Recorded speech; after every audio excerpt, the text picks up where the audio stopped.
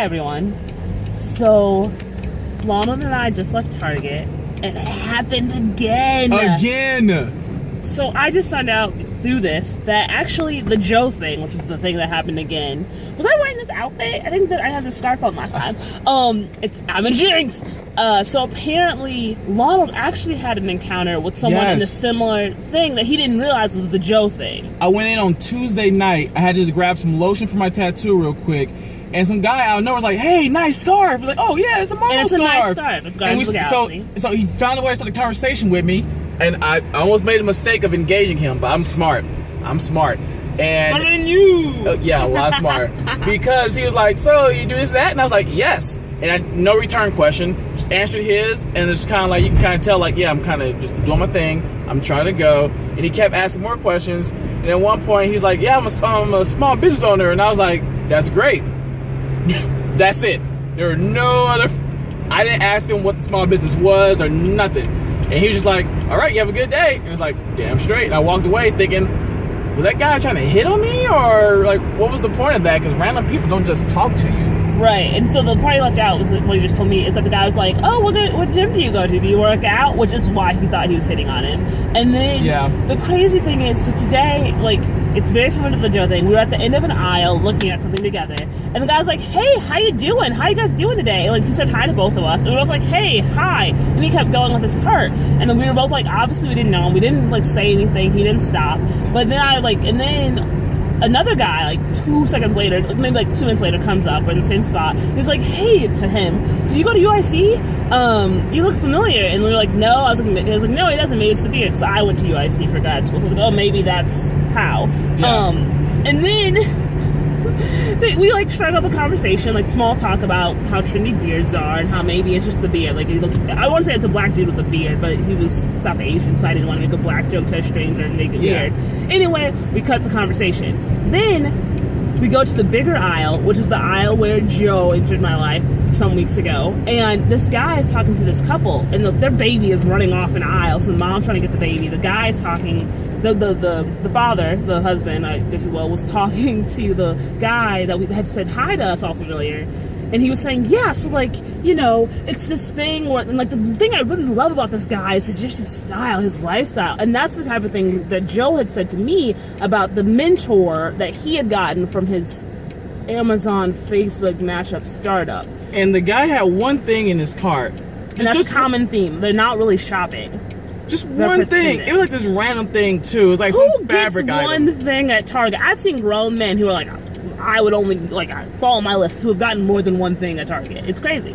And then why a cart? Sorry. Okay. And then why a cart if you just don't get one thing? Like, this is, I thought it was an isolated incident with Kaja of one weirdo.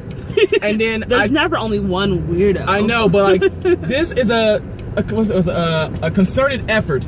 Like, this is a network of people that are going into Target at peak hours for young people and business professionals to go in there, which is like after work, which is like 5 to 6 or 5 to 7. We don't know when they end yet. We haven't checked. Yeah. But I guarantee you, I'm gonna start going to Target now for no reason again.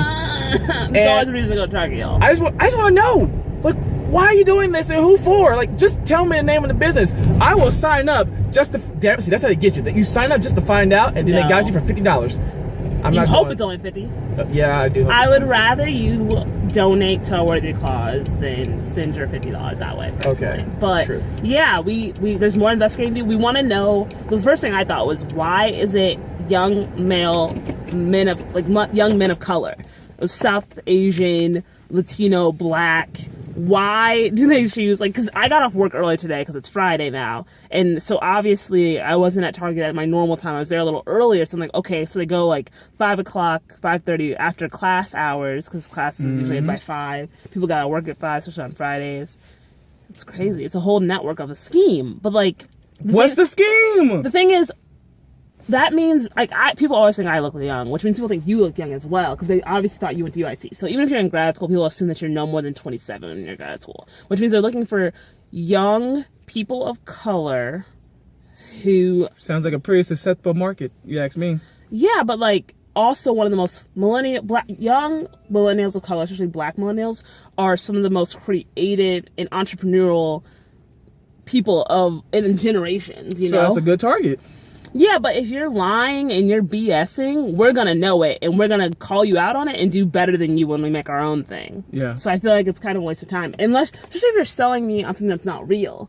Like, we're the people that, like, we got lied to about college, so now we're not just accepting anything like, yeah, you retired at 30, but how did you get there? Did your parents help you? Did they have a house for you to rent? You know, how hard did you work at your job that you had for years before that happened? Like, you can't just tell me you know a dude who has a great lifestyle with a bunch of cars and nice clothes and expect me to buy into that with nothing else. Like, you don't know me. You don't know how materialistic I am.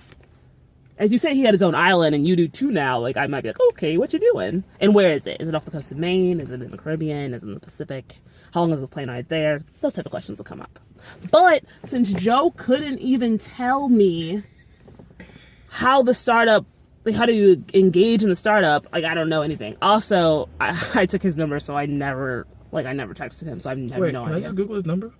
I mean, I guess if that's how Google works. Is that how Catfish works? You can Google somebody's number. Just give me a number when we get inside. It's probably a Google Voice number or like a trash number. Well, like either way, I burner phone.